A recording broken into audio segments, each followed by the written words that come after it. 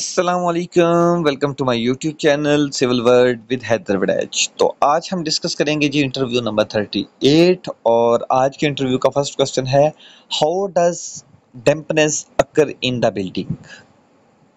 तो जी किसी भी बिल्डिंग में नमी या डैम्पनेस कैसे आती है, उसकी क्या वजूहात हो सकती हैं। तो देखें जी, ये हम पहले भी इसको डिस्कस कर चुके हैं इस क्वेश्चन को। तो सिंपल क्या वजूहात हो सकती हैं, एक जी फॉल्टी डिज़ाइन हो सकता है, फॉल्टी कंस्ट्रक्शन हो सकती है, फॉल्टी मटेरियल हो सकता है। अगर फॉल्टी डिज़ाइन की बात करें तो फॉल्टी डिज़ाइन में क्या होगा जी, फॉल्टी डिज़ाइन में सबसे पहले जो हमारा छत है, छत की जो आउट मतलब स्लोप है वो ही इम्प्रॉपर होगी। अगर तो प्रॉपर स्लोप होगी तो बारिश का पानी तो इधर से ड्रेन आउट होके बाहर नीचे गिर जाएगा। ठीक है, तो अगर हमारा छत के ऊपर पानी खड़ा हो जाएगा तो पानी खड़ा होने की वजह से वो पेनिट्रेट करके बिल्डिंग में जाएगा। ठीक है, तो एक तो है इनएडुकेट स्लोप, इनएडुकेट स्लोप होगी तो डेफिनेटली जो है वो डैम्पनेस होगी। इसके अलावा इम्प्रॉपर ड्रेनेज सिस्टम। अब ड्रेनेज सिस्टम क्या होता है, ड्रेनेज सिस्टम से मुराद है कि अगर हमारी कोई बिल्डिंग है, फॉर एग्जांपल यही बिल्डिंग है, ठीक है, तो इसमें जो है वो इम्प्रॉपर ड्रेनेज से क्या मुराद है कि ये बारिश का पानी ऊपर लगने से इसने राइट लेफ्ट या इस तरफ गिरना है या इस तरफ गिरना है। तो जब पानी गिरेगा तो वो फाउंडेशन के अंदर जाना शुरू कर देगा। ठीक है, तो ये होती है इम्प्रॉपर ड्रेनेज। हम इसके लिए क्या करते हैं, इस जगह पे आउटर साइड पे एक कंक्रीट की मतलब एक कंक्रीट स्लैब बाहर वाली तरफ प्लिंथ लेवल के ऊपर जो है वो प्रोवाइड कर देते हैं। ठीक है, इसको हम प्लिंथ प्रोटेक्शन भी कहते हैं, इसको हम एप्रन भी कह सकते हैं। ठीक है, तो इस तरह जब इसके ऊपर वाटर मतलब बारिशी पानी आएगा तो वो ड्रेन आउट होकर फाउंडेशन में जाने की बजाय बाहर की तरफ जाना शुरू कर देगा। ठीक है, तो मतलब अगर हमारी इम्प्रॉपर ड्रेनेज होगी तो डेफिनेटली डैम्पनेस की वजह बनेगा।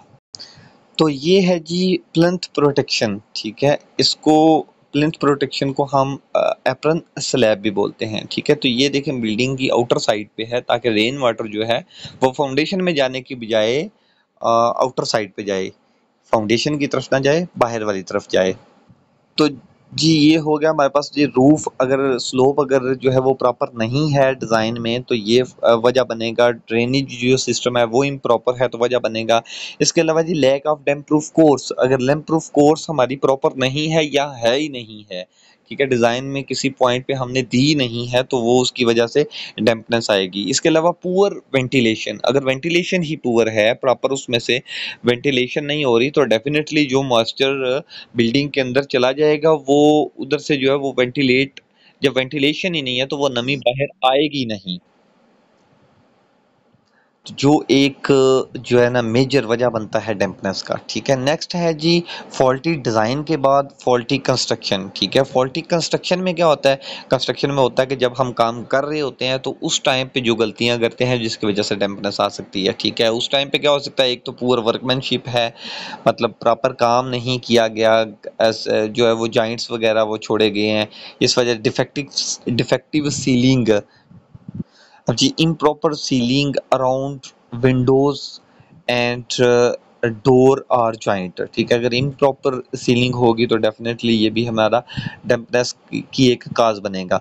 Wrong placement of the DPC, DPC जो है जहाँ प्रोवाइड करनी है वहाँ पे की नहीं है तो ये भी जो है ना, मतलब ड्यूरिंग कंस्ट्रक्शन, अब कंस्ट्रक्शन के टाइम, डिज़ाइन के टाइम नहीं, कंस्ट्रक्शन के टाइम आपने कहीं और जो है वो प्लेसमेंट कर दी या जो है कोई ऊपर से कोई जगह छोड़ दी जिसकी वजह से वाटर जो है वो पेनिट्रेट होकर ऊपर चला जाएगा। ठीक है, अच्छा जी नेक्स्ट है जी फॉल्टी मटेरियल। अगर हमारा मटेरियल फॉल्टी होगा तो वो भी एक वजह बनेगी। फॉल्टी मटेरियल में क्या है जी, फॉल्टी मटेरियल में हमारा ब्रिक जो है वो हमने पोरस ब्रिक अगर यूज़ की है, मतलब third class second class third class है, जो जो है वो मैक्सिमम वाटर, अगर अगर वाटर अब्जॉर्प्शन जो है वो मैक्सिमम होगी तो इट्स मीन पानी ज़्यादा जज़ब करेगा और वो डैम्पनेस की तरफ जाएगी कंस्ट्रक्शन। ठीक है, और लो क्वालिटी सीमेंट और मार्टर, अगर लो क्वालिटी सीमेंट यूज़ होगा तो डेफिनेटली वो लो डेंस होगा, वो प्रॉपर उसकी उसकी स्ट्रेंथ उतनी नहीं होगी तो वो भी वजह बनेगा डैम्पनेस की। इसके अलावा जी डिफेक्टिव वाटर प्रूफ कंपाउंड, अगर वाटर प्रूफ कंपाउंड जो है वो डिफेक्टिव है तो उस वजह से भी होगा। तो ये है जी मेजर उसकी जो वजह किस वजह से नमी आ सकती है। इसके अलावा आप कह सकते हैं बिल्डिंग है, बिल्कुल वही चीज़ ये बिल्डिंग है। बिल्डिंग में जो है मेन जो है कैपिलरी एक्शन की वजह से आती है। इसके अलावा आप कह सकते हैं आउटर वॉल जो है उस पे बारिश का पानी जो है वो लगता है और उस वजह से डैम्पनेस आ सकती है। और तीसरे नंबर पे जी हमारी जो हम डिस्कस कर चुके हैं जो स्लोप है, अगर इम्प्रॉपर स्लोप है तो ऊपर बारिश होगी तो बारिश का पानी स्ट्रक्चर में आना शुरू कर देगा। ये मतलब या तो डैम्पनेस नीचे से होगी या साइड से होगी या ऊपर से होगी, ठीक है।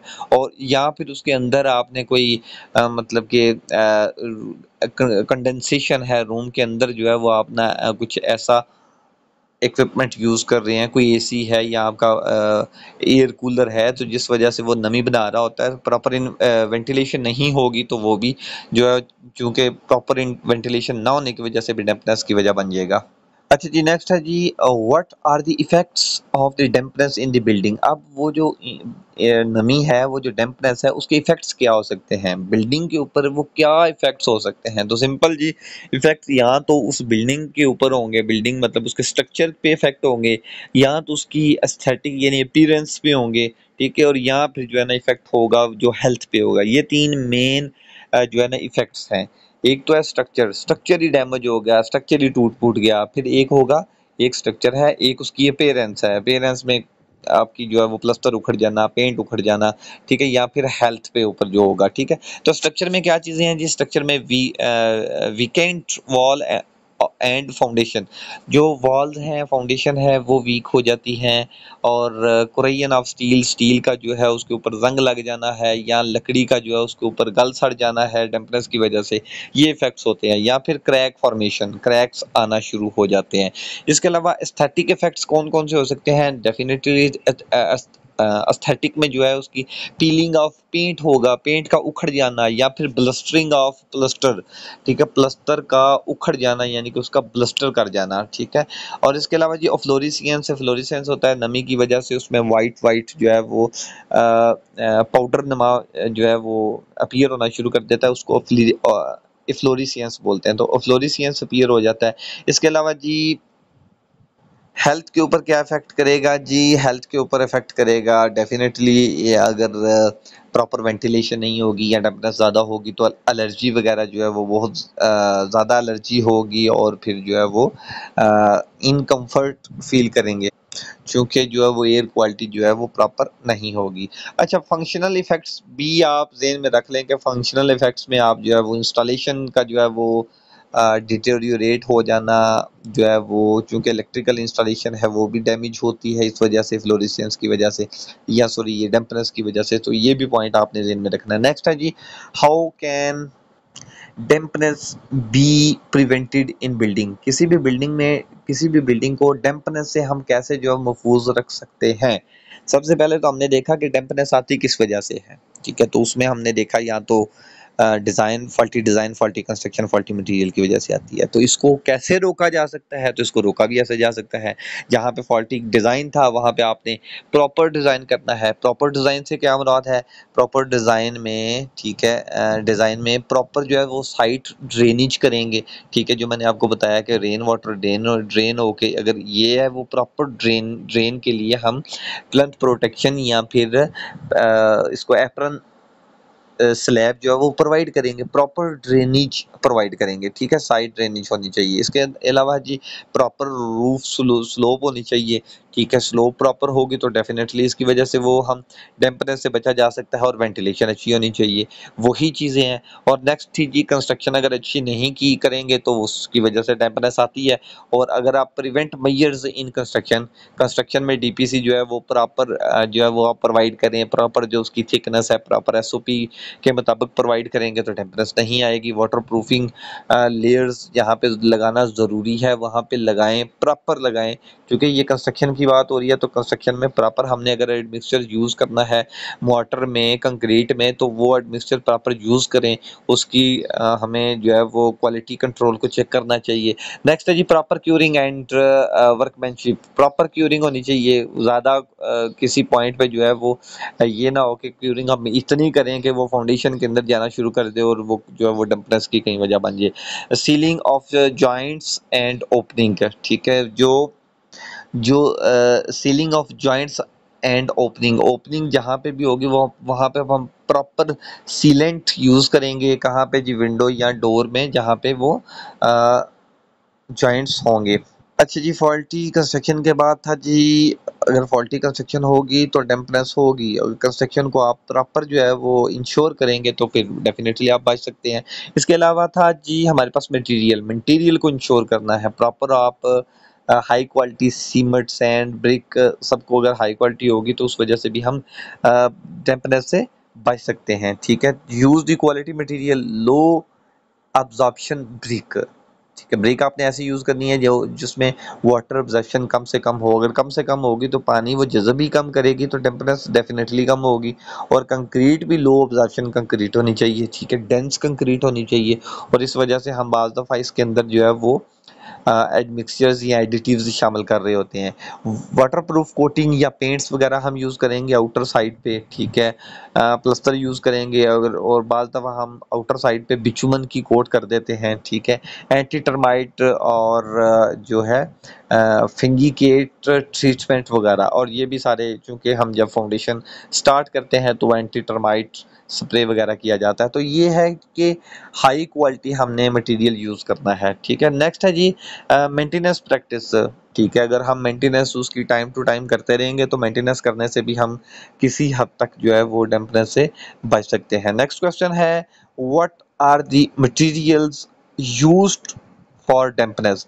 अच्छा, डैम्पनेस है, डैम्पनेस यानी कि अगर हमारी डैम्पनेस आ जाती है ऐसे ऊपर कैपिलरी रिएक्शन की वजह से, तो यहाँ पे हमने डैम्प प्रूफ कोर्स जो है वो प्रोवाइड करनी है। तो क्वेश्चन ये है कि डैम्प प्रूफिंग के लिए कौन से मटेरियल यूज होते हैं। तो इस पॉइंट पे आप कौन सा मटेरियल यूज करेंगे? देखिए, मटेरियल दो किस्म के, एक तो फ्लेक्सिबल मटेरियल, एक रिजिड मटेरियल, तो या फिर एक केमिकल आप कह लें। तो फ्लेक्सिबल मटेरियल में, जो फ्लेक्सिबल है ना, फ्लेक्सिबल मटेरियल में हम यहाँ पे फ्लेक्सिबल कौन सा जी? बिचुमन, बिचुमन शीट यूज़ कर सकते हैं, पॉलीथीन शीट यूज़ कर सकते हैं, या किसी भी मटेरियल कोई मेम्ब्रेन वगैरह यूज़ कर सकते हैं। ठीक है, तो एक तो ये होगा।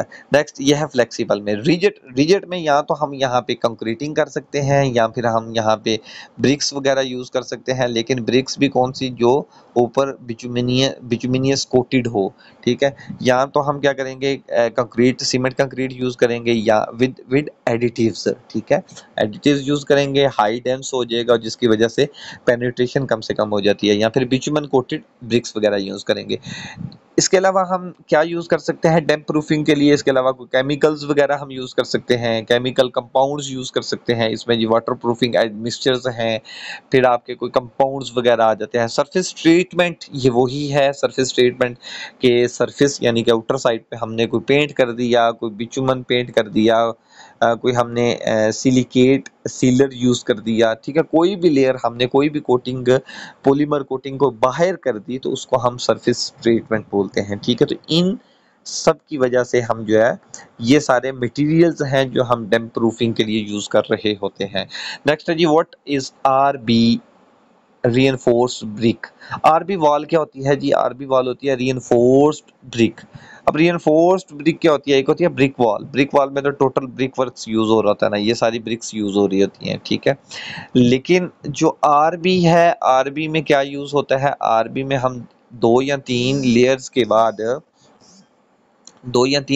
बाद एक हम स्टील बार प्रोवाइड कर देते हैं, और उसके बाद फिर हम 2 या 3 लेयर्स लगाते हैं। ठीक है, 2 या 3 लेयर्स फिर ऊपर लगाएंगे, फिर हॉरिजॉन्टल बार यूज़ करेंगे। ठीक है, स्टील बार यूज़ करेंगे, और वर्टिकली भी जो है वो बार्स यूज़ करेंगे। यहाँ पे कैविटीज़ बनी होंगी, कैविटीज़ के अंदर जो है, या कैविटीज़ से मतलब है कि ब्रिक के अंदर ही हम कैविटी बना लेंगे और उसमें हम वर्टिकल जो है, कैविटी से मुराद है कि एक ईंट हमने ऐसे लगाई, एक ऐसे लगाई। ठीक है, तो हमने एक फिर ऐसे लगा दी। ठीक है, तो ये सेंटर में कैविटी आ गई, यहाँ पे हमने जो है वो पूरी की पूरी बिलफर्ज ऐसे भी लगा दी, पूरा हमने बार लगा दी, स्टील बार। तो जी कैविटी वॉल क्या होती है? सॉरी, ये रीइंफोर्स्ड ब्रिक वॉल कौन सी होती है जी? रीइंफोर्स्ड ब्रिक वॉल ऐसी होती है जो होती ब्रिक की है, लेकिन ब्रिक वॉल में हम स्टील को यूज़ कर लेते हैं। ये हम क्यों यूज़ करते हैं? ठीक है, आरबी वॉल क्या है जी? आरबी वॉल में क्या यूज़ होता है? ब्रिक तो यूज़ होता ही है, सीमेंट भी यूज़ होता है, स्टील बार भी यूज़ होती है। स्टील बार हॉरिजॉन्टल भी होती है, हॉरिजॉन्टल हम 4 से 5 स्टेप्स के बाद जो है वो यूज़ करते हैं। वर्टिकल बार्स के लिए जो है वो या तो उसकी जरियों में यानी ग्रूव्स में हम वर्टिकल बार लगा देते हैं, या फिर प्रीपेयर्ड कैविटीज या कैविटीज के अंदर जो है ना वो हम स्टील बाहर यूज कर लेते हैं। 1 4 1 6 का मसाला हो सकता है और इसको हम यूज क्यों करते हैं जी? लो बियर लोड बेरिंग वॉल, ठीक है, लोड बेरिंग वॉल बन जाती है और ये अर्थक्वेक यानी कि सिस्मिक जोन में जो है ताकि उसकी रेजिस्टेंस बढ़ाई जा सके तो हम ये आरबी वॉल यूज करते हैं। बाउंड्री वॉल में यूज कर सकते हैं, रिटेनिंग वॉल में यूज कर सकते हैं या फिर मल्टी स्टोरी ब्रिक स्ट्रक्चर में हम ये यूज करते हैं। इसके एडवांटेजेस क्या होंगे? डेफिनेटली इंक्रीज करेगा स्ट्रेंथ को, स्टेबिलिटी को, बेटर क्रैक्स रेजिस्टेंस, क्रैक्स के खिलाफ इसके रेजिस्टेंस ज़्यादा होगी। फिर जी RCC wall best cost effective compared to RCC wall, RCC बनिस्बत आरसीसी के ये जो है वो हमें सस्ती पड़ती है। अच्छा जी, इसकी डायग्राम देखते हैं जी, किधर है? ये है जी इसकी diagram. RB wall, RB wall में ये देखें हमने एक लेयर्स ये अगर हम देखते हैं तो हमें हॉरिजॉन्टली प्रोवाइड की, 2 3 हमने स्टेप्स लगाए, फिर हॉरिजॉन्टली प्रोवाइड की, ठीक है, ये 2 3 मतलब 2 3 4 5 स्टेप्स लगाएंगे, हॉरिजॉन्टली बार प्रोवाइड करेंगे। और इसी तरह वर्टिकल बार्स के लिए ब्रिक के अंदर ही कैविटी, स्पेशल कैविटी रखी जाती है और कैविटी के अंदर जो है वो वर्टिकल बार्स लगा दी गई हैं, ठीक है। तो इसको हम कहते हैं जी R B wall, reinforced brick wall. अच्छा जी, नेक्स्ट है जी व्हाट इज कैविटी वॉल। अच्छा, कैविटी वॉल क्या होती है जी? कैविटी वॉल होती है कि अगर हमारे पास ये वॉल है एक, हमने कैविटी वॉल में 2 पैरेलल वॉल्स कंस्ट्रक्ट कर दी जाती हैं। एक ये वॉल कंस्ट्रक्ट की, एक ये वॉल कंस्ट्रक्ट की। पहली वाली वॉल जो है ये आउटर है, ये दूसरी वाली वॉल है ये इनर वॉल है। जो आउटर वॉल है वो हम क्यों प्रोवाइड करते हैं? ये जस्ट जो है वो रेन वाटर या फिर विंड प्रेशर को जो है ना इसको रेजिस्ट करने के लिए ये वाली वॉल होगी, आउटर वॉल, ठीक है। जबकि जो इनर वॉल है ये मैंने इसकी थिकनेस इसलिए ज़्यादा रखी है ताकि जो इनर वॉल होती है ये लोड बेरिंग होती है, इसके ऊपर कोई स्लैब है और पूरे का पूरा लोड लग रहा है तो ये हमारी जो इनर वॉल होगी ये क्या होगी जी? लोड बेरिंग वॉल होगी। और इनके दोनों के दरमियान क्या है जी? दोनों के दरमियान एक कैविटी है, कैविटी से मुराद के एक हला है और ये वाली जो हला है, ये वाली जो हला है ये एयर से भरी हुई है, ठीक है।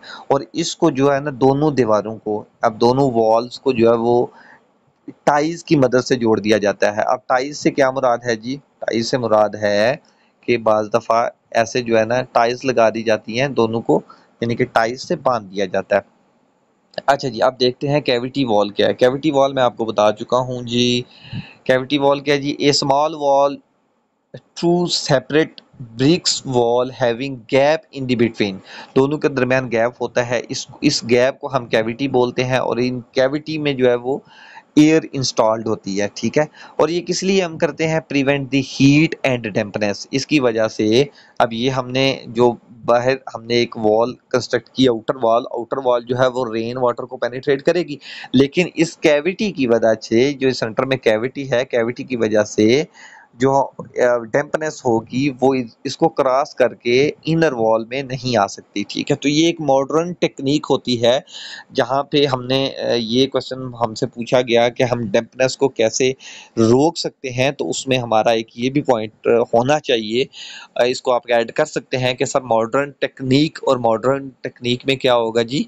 हमारी कैविटी वॉल कंस्ट्रक्शन, अगर हम कैविटी वॉल कंस्ट्रक्ट करेंगे तो हम डैम्पनेस से रुका जा सकता है।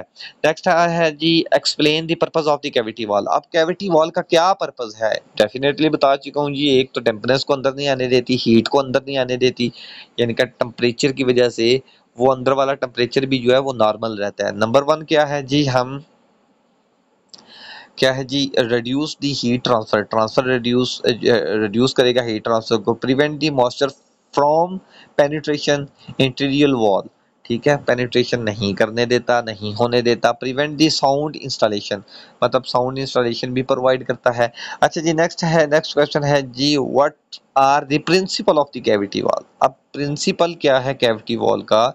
यही प्रिंसिपल है कि आउटर वॉल जो है वो रेन को जो है वो रोकेगी, विंड को रोकेगी, इनर जो है वो लोड बेरिंग होगी। Outer wall resist the rain and wind and inner wall जो है कैरीज द स्ट्रक्चर लोड। अब स्ट्रक्चर लोड का मतलब लोड बेरिंग वॉल होगी। अच्छा जी, ये जो कैविटी होती है act the barrier to moisture, यानी कि कैविटी की वजह से जो है ये एक बैरियर होता है जो मॉइस्चर को इधर से ट्रांसफर नहीं होने देता। अच्छा जी, नेक्स्ट है जी क्वेश्चन हमारे पास, what is the difference between the frame structure and masonry structure. अब फ्रेम स्ट्रक्चर कौन सा होता है, मैसनरी स्ट्रक्चर कौन सा होता है? Frame structure definitely, frame structure में जो है वो सारे का सारा लोड कौन बियर कर रहा होता है? बीम और स्लैब बियर कर रही होती है। यानी कि पूरे के पूरे स्ट्रक्चर में हम ऐसे बीम और कॉलम और बीम बना देते हैं और बाद में हम अंदर जो है ना इसकी वॉल्स वगैरह जो है वो बाद में बनाते हैं पार्टीशन के लिए, ठीक है। वो लोड बेरिंग वॉल नहीं होती पार्टीशन के बाद। आपने प्लाजे देखे होंगे, बड़े बड़े प्लाजे में बीम और कॉलम बन जाते हैं और उसके बाद फिर जो है ना इनर वॉल बनाई जाती है, ठीक है। तो इसको फ्रेम स्ट्रक्चर बिल्डिंग बोलते हैं। तो फ्रेम स्ट्रक्चर का सारा लोड बीम्स और कॉलम बियर कर रहे होते हैं, जबकि मैसनरी बिल्डिंग में सारे का सारा लोड जो है वो वॉल बियर कर रही होती है, जिस वॉल के ऊपर आप स्लैब जो है ना वो कंस्ट्रक्ट कर रहे होते हैं। नेक्स्ट है जी, what will you do if the site is not suitable for building construction। अगर बिल्डिंग कंस्ट्रक्शन के लिए जगह सूटेबल ही नहीं है तो फिर आप क्या करेंगे? देखें, मतलब ये क्वेश्चन आपसे पूछा गया तो पहले तो हम ये कहेंगे सर हम वहां पे जो है कोशिश करेंगे कि हम, अब स्ट्रक्चर डिपेंड करता है ना, हम किसी और लोकेशन पे ट्रांसफर कर दें। पहला ऑप्शन तो ये है, लेकिन और ऑप्शन हमारे पास नहीं है। हमने वहीं पे अगर कंस्ट्रक्ट करना है तो हम डीप फाउंडेशन करेंगे और डीप फाउंडेशन से पहले भी हम ये देखेंगे, सॉइल इन्वेस्टिगेशन करेंगे, फिर ड्रेनेज चेक करेंगे कि कहाँ से पानी आ रहा है, किस वजह से ये इसकी जो है ना वो सूटेबल नहीं है। फिर उसके बाद उसकी लेवलिंग स्लोपिंग यानी कि लेवल क्रॉस सेक्शन उसके लेंगे। क्रॉस सेक्शन के बाद हमें चेक करेंगे कि जो है वो फिलिंग कहाँ पे आ रही है, कटिंग कहाँ पे आ रही है। फिलिंग और कटिंग जहाँ पे आ रही है उसको प्रॉपर करेंगे, जहाँ पे फिलिंग आती है वहाँ फिलिंग करेंगे, कटिंग वाली पॉइंट को कट करेंगे। इम्प्रूव करेंगे ड्रेनेज सिस्टम को, ठीक है। इम्प्रूव करने के बाद सॉइल स्ट्रेंथनिंग यानी कि सॉइल स्टेबलाइजेशन, सॉइल को मजबूत करेंगे। अगर ड्रेनेज सिस्टम प्रॉपर हो जाएगा और ये सारा प्रॉपर सिस्टम हो जाएगा, कटिंग फिलिंग प्रॉपर हो जाएगी, तो उसको हम इम्प्रूव कर सकते हैं उस साइट को। इसके अलावा क्या जी, इसके अलावा हम जो है वो फिर डीप फाउंडेशन हम करेंगे या राफ्ट फाउंडेशन करेंगे या अंडर पिनिंग करेंगे। ये सारे पॉइंट हम करेंगे जिससे हम साइट को मजबूत कर सकते हैं। या फिर अगर हम ये पॉइंट नहीं कर सकते तो फिर हम चुप करके क्या करेंगे जी, साइट को ही शिफ्ट कर देंगे। नेक्स्ट क्वेश्चन है हमारे पास जी, what is the difference between the arches and lintel. अब आर्च और लिंटल में क्या डिफरेंस है? आर्च प्रॉपर आर्च की शक्ल में होता है और लिंटल आपका डेफिनेटली सिर्फ ये एक हॉरिजॉन्टल मेंबर होता है जो ओपनिंग के ऊपर होता है। ओपनिंग के ऊपर मतलब वॉल्स के ऊपर और सॉरी डोर के ऊपर और विंडो के ऊपर, ठीक है। ये है जी difference between arch and lintel. अब आर्च क्या है जी, आर्च भी हमारा लोड जो कंप्रेशन लोड है, इसके ऊपर जो लोड लग रहा था ये कंप्रेशन लोड को ट्रांसफर करता है वॉल्स के ऊपर, साइड के ऊपर, ठीक है। और लिंटल में क्या था, लिंटल एक हॉरिजॉन्टल मेंबर है और जो ट्रांसफर करता है ऊपर वाले लोड को, सिंपल, ठीक है। नेक्स्ट है जी, which is the more suitable between an arch and lintel. अब आर्च और लिंटल में कौन सा बेहतर है, कौन सा सूटेबल है? देखें, अगर डिपेंड करता है कि अगर कोई हमारी हिस्टोरिकल बिल्डिंग है, पुरानी बिल्डिंग है, तो आर्चेस बेस्ट है, ठीक है। लेकिन हम सूटेबल से मुराद है कि हर सूरत में हमें क्या सूट क्या करती है हमें, तो सूट हमें लिंटल ही करता है। लिंटल क्यों सूट करता है? क्योंकि ये कंस्ट्रक्ट करना इजी है, यहाँ पे कोई स्किल्ड लेवल की ज़रूरत नहीं होती, यहाँ पे कम मटेरियल यूज़ होता है, ठीक है। और ये कम टाइम में हम इसको कंस्ट्रक्ट कर देते हैं, ठीक है। तो सूटेबल क्या होगा, लिंटल ही सूटेबल होगा। नेक्स्ट क्वेश्चन है जी, why is the lintel provided over the opening of the window and door. ये विंडो और डोर, ये मैंने आपको बताया विंडो है डोर है, इसके ऊपर हम लिंटल प्रोवाइड करते हैं। ये क्यों प्रोवाइड करते हैं? तो हम इसीलिए प्रोवाइड करते हैं, इसके ऊपर जो वॉल कंस्ट्रक्ट करनी है, इसके ऊपर वॉल, ऊपर वाली वॉल का लोड जो है वो ये लिंटल जो है इजीली बियर कर सके, नंबर एक, ठीक है। इसके अलावा इसको डिस्ट्रीब्यूट करके राइट या लेफ्ट वॉल पे ट्रांसफर करे, ठीक है। तीसरे नंबर पे क्रैक्स से बचाता है, ये यहाँ पे क्रैक्स आ सकते हैं, उस क्रैक से बचाने के लिए हम लिंटल प्रोवाइड करते हैं। नेक्स्ट क्वेश्चन है जी, what are the type of arches. अब टाइप ऑफ आर्चेस तो बेशुमार हैं, इसमें हम 3-4 टाइप्स को जिक्र कर लेते हैं जी। फ्लैट आर्च कौन सी होती है? जो फ्लैट होती है, ठीक है, मतलब हल्की सी आपकी कर्व हो सकती है, ठीक है, हल्की सी। फ्लैट अगर होगा तो उसको हम लिंटल को भी तो फिर फ्लैट फ्लैट आर्च बोल सकते हैं ना। तो ये हमारी फ्लैट होगी। नेक्स्ट है जी सेगमेंटल आर्च। सेगमेंटल आर्च होता है जो बिल्कुल सेमी आर्च, सेमी सर्कुलर नहीं होती, सेमी सर्कुलर से कम होती है। यानी कि अगर मैं सिर्फ इतनी बात करता हूँ तो ये हमारी सेगमेंटल आर्च होगी, ठीक है। ये है जी हमारी सेगमेंटल आर्च, ठीक है। नेक्स्ट है जी सर्कुलर आर्च, सेमी सर्कुलर, ठीक है। सेमी सर्कुलर आर्च कौन सी होगी जी? सेमी सर्कुलर होगी जो फुल नहीं होगी, ये है, यानी कि फुल सर्कुलर है ना, तो इसका हाफ कर दें तो ये सेमी सर्कुलर है। सेमी सर्कुलर आप इसको कह सकते हैं, ये सेमी सर्कुलर है। नेक्स्ट हमारे पास है जी horseshoe arch. Horseshoe arch कौन सी होती है? सेमी सर्कुलर से कुछ ज़्यादा होती है, ठीक है। अगर ये सेमी सर्कुलर इतना बनता है तो ये कुछ ज़्यादा होगी। इसको हम, ये वाली जो आर्च है हमारे पास, ये वाली आर्च जो है ये हॉर्स शू आर्च होगी। इसके अलावा जी पॉइंटेड है। पॉइंटेड में दो डिफरेंट जो है वो आर्चेज एक पॉइंट पे मेरी होती हैं, यानी कि ये आर्चेज ऐसे जा रही थी, ये आर्चेज अगर हमने ऐसे इधर से जा रही थी तो ये एक पॉइंट पे मिल रही है ना, ठीक है। इसका रेडियस ये हो सकता है, इसका रेडियस ये हो सकता है, मतलब इस रेडियस पे ये जा रही थी, ठीक है। तो एक पॉइंट पे मिली है, आप इसको कह सकते हैं कि ये एक पॉइंट पे मिल रही है, तो ये पॉइंट आर्च होगा। नेक्स्ट इस तरह की ये सर्कुलर हो गया और ये रिलीविंग आर्च होगी। अब रिलीविंग आर्च होता है कि आपने लिंटल प्रोवाइड किया हुआ, लिंटल के ऊपर ही आपने आर्च भी प्रोवाइड कर दी, ठीक है, तो हम इसको रिलीविंग आर्च भी कहेंगे। नेक्स्ट क्वेश्चन है जी हमारे पास, what are the types of lintel. अब टाइप्स ऑफ लिंटल कौन कौन से होंगे जी? इसमें टाइप्स ये आर टाइप्स कौन सी होगी लिंटल की? लिंटल की यही होंगी ना मटेरियल वाइज। आरसीसी लिंटल है, ब्रिक लिंटल है, स्टोन लिंटल है, टिम्बर लिंटल है या स्टील लिंटल है, ठीक है। नेक्स्ट क्वेश्चन है जी what is the difference between the RB roof and RCC roof. देखिए आरबी रूफ कौन सा होगा? Reinforced brick roof. और आरसीसी रूफ कौन सा होगा जी? आपका रीइंफोर्स्ड कंक्रीट रूफ। तो जी आरबी में हम क्या करते हैं? ब्रिक्स यूज करते हैं और उन ब्रिक्स के दरमियान हम जो है वो स्टील भी यूज करते हैं, फिर ब्रिक्स यानी ब्रिक्स और माइल्ड स्टील यूज करते हैं।